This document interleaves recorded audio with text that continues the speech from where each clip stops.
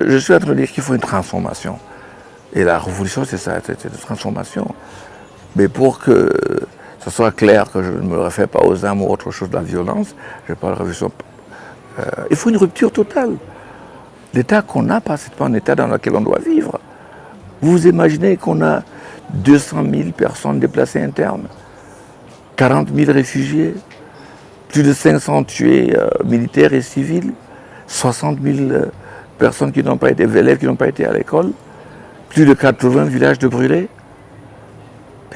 Il faut une rupture avec ce pays riche, prospère, des gens intelligents, aux ressources humaines.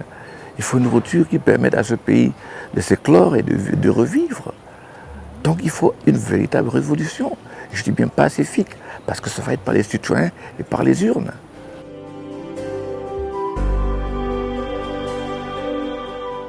C'est simple, c'est une république qui aura le peuple au centre de ses occupations, ses préoccupations.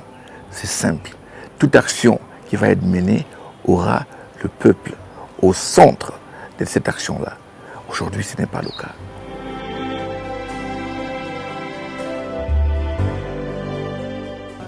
Premièrement, j'ai dit qu'il faut un État où les gouvernants sont proches des gouvernés, où les diversités des uns et des autres sont respectées. Et je me dis, la forme fédérale, jusqu'ici, est la seule forme de l'État qui permet de respecter ces divisions-là. Première chose. Secondement, il peut y avoir d'autres critères économiques, ethniques, même géographiques. À ce moment, on va déterminer. Mais d'ores et déjà, nous avons deux cultures héritées de la période coloniale qui donnent deux systèmes juridiques différents, deux systèmes d'éducation différents. Dans un premier temps, nous avons cela. Mais puisque c'est un système d'amener les gouvernés proches de gouvernants, donc il faudrait que c'est dans des assises qu'on décide du nombre d'États. Mais dehors déjà, nous savons qu'il y a une première décision qui doit s'effectuer à base des traditions communes. Je pense qu'il faudrait se méfier de se mettre à une décision où la majorité décide de sortir de la minorité. Mais il y a un mécanisme qui permet déjà. Mais je pense qu'il faudrait déjà, de façon claire, dire que la partie anglophone devra pouvoir facilement gérer ses institutions judiciaires et son système éducatif, parce que c'est là où part la crise. Donc il faudrait déjà un système fédéré qui est la région anglophone, soit à deux, soit à un, mais ça va être décidé par ces régions-là le moment venu.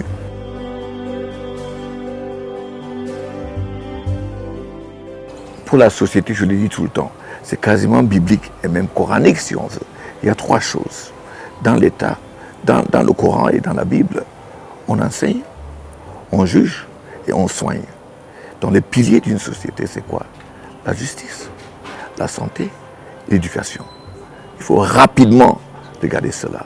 Et puis l'infrastructure, l'agriculture, en ce qui nous concerne, à cause du problème d'emploi. Donc il faudrait un climat d'investissement qui permet d'augmenter très rapidement l'emploi, la production, parce que c'est ça qui va nous amener à doubler notre PIB, qui est maintenant de 4,1. Il faut déjà passer à double chiffre, au moins à 8,1. Il faudrait une économie qui permette à la machine de fonctionner dans le sens de nous permettre d'accroître, n'est-ce pas, l'emploi et aussi le niveau de vie des Camerounais.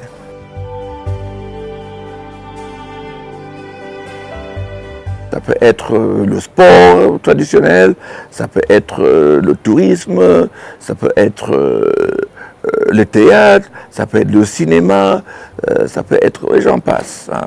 La musique, bien sûr. Tous ces secteurs sont des secteurs sinistrés, parce que c'est géré par des gens qui n'ont aucun rapport avec ces secteurs-là. Et ce qu'il faut, c'est ce qu'il faudrait que, si vous voulez toujours un problème dans le sport, il faudrait que le sportif soit au cœur des préoccupations. Si c'est dans la musique, il faut que le musicien soit au cœur. Dans la culture, si c'est le théâtre, il faut que ceux qui sont, c'est cela. Mais on a un système, à cause du budget, à cause de l'argent, on a créé un système matériel où chaque fois, l'objectif est tronqué parce qu'ils sont là que vous volez.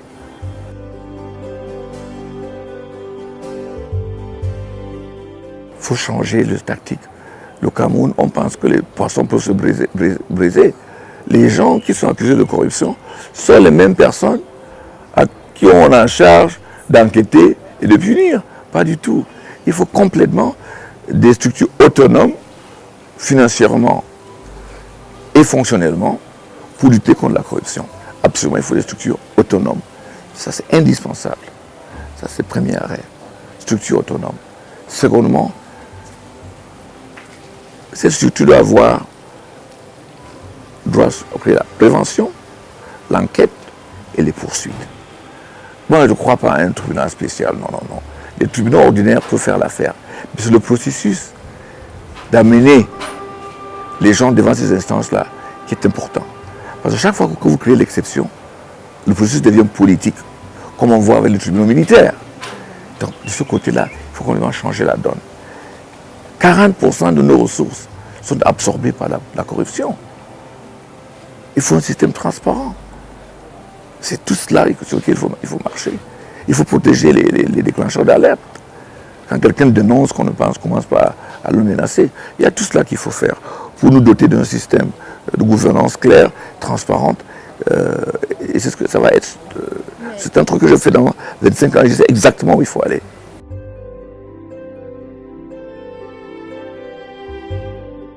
Des organes inefficaces, complètement politiques, qui ne peuvent pas résoudre le problème que nous avons. Alors, pas du tout. Il faudrait un système totalement différent pour la prévention, pour la poursuite et aussi pour le recouvrement. Il faut la justice sociale et ça se retrouve dans l'éducation, la santé, la justice de que j'ai parlé. Le pape François disait au Brésil qu'on juge un pays par la façon dont il juge les plus pauvres. Ici au Cameroun, le jugement sera sévère parce que les pauvres n'ont pas droit au chapitre. Les pauvres souffrent. Ce n'est pas la justice sociale. On va ressentir ça à travers encore l'éducation, la santé, la justice. Donc il faudrait un système qui permette à tous les Camerounais. On n'a pas un programme précis pour les personnes vivant avec des handicaps. On n'en a pas. Il y a des choses basiques qu'on peut faire. Qu'est-ce qui dérange l'État de dire, par exemple, quand vous partez à Maïma, il y a des caissiers, on est désormais dans les supermarchés, au moins la moitié des caissiers doivent les personnes avec un handicap moteur. Il est à la caisse. Est-ce qu'il faut les pieds? Donc je pense qu'il y a des choses qui peuvent montrer qu'on a un État qui a des politiques sûres et certaines, qui veut agir dans le sens de protéger, n'est-ce pas, ces personnes-là, pas seulement dans le sens d'avoir un budget.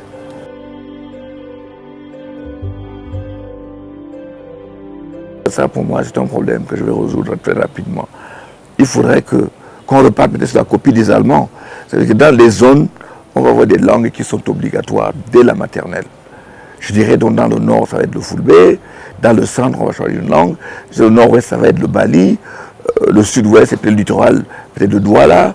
On va faire comme ça, 5 langues qui doivent être enseignées de façon obligatoire dès la maternelle. En tout cas, on aura le choix, dès le secondaire, de choisir une ou deux langues nationales qu'on va étudier.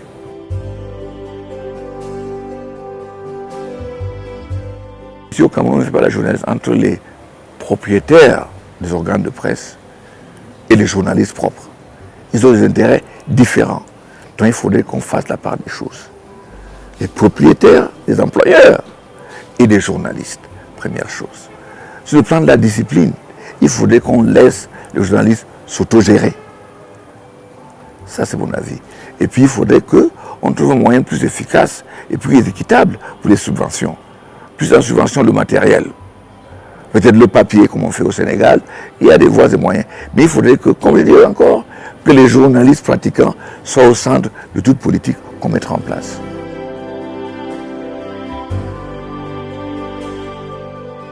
Je n'aime pas trop le mot diaspora.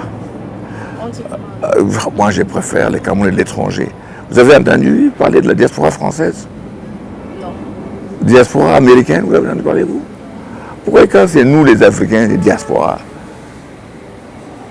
Donc, c'est exact, mais je commence à on a marre assez là, de cette histoire. Quand les Camerounais, les Français sont ici, c'est les Camerounais de l'étranger. Quand nous sommes là-bas, c'est la diaspora. Bon, écoutez, en tout cas, ça c'est notre débat. La question est que la diaspora pour utiliser votre mot, et pour beaucoup dans notre développement économique. Les ressources qu'ils envoient, qu'on ne les intègre pas dans notre plan d'investissement et de développement, c'est une bêtise. C'est une bêtise. Donc, en ce qui me concerne, déjà, le problème de double nationalité, c'est réglé. Tous les Camerounais sont nés Camerounais et restent Camerounais. Et ils arrêtent d'être Camerounais par une seule fois, par une seule façon, de renoncer eux-mêmes à la nationalité. Le fait d'acquérir d'autres nationalités ne va rien changer. 10, 20, c'est leur problème. Mais tant qu'ils ne renoncent pas à la nationalité camerounaise, ils l'auront toujours. Ça, c'est ce qui concerne la multinationalité.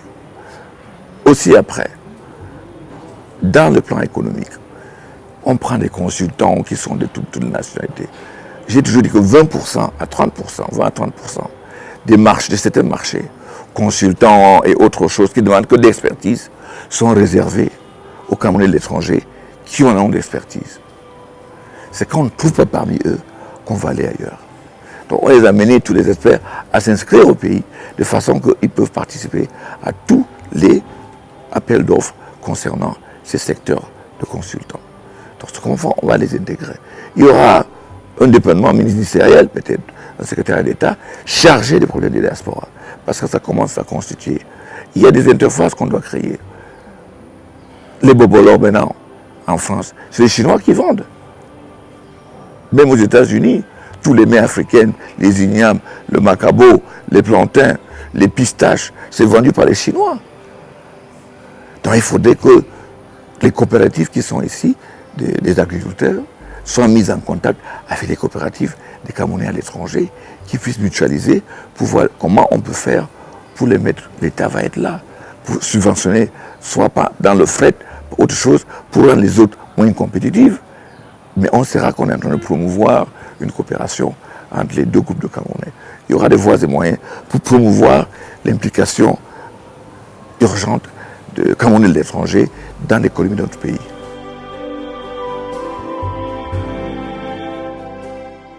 Je suis facilement trompé par les gens qui mettent en avance leur misère et le fait qu'ils ne peuvent pas acquérir un but parce qu'ils n'ont pas les moyens. Alors si je suis en face de quelqu'un qui vient me dire « Oh, c'est la rentrée scolaire, je n'ai pas l'argent pour ma famille, j'ai 12 enfants, maman, ceci, cela », avec une histoire de misère comme ça, c'est très facile de m'avoir de ce côté-là. Donc, de ce côté-là, je suis un bootman. Je suis le mougou de tout le monde. Merci pour le secret. Mais c'est moi.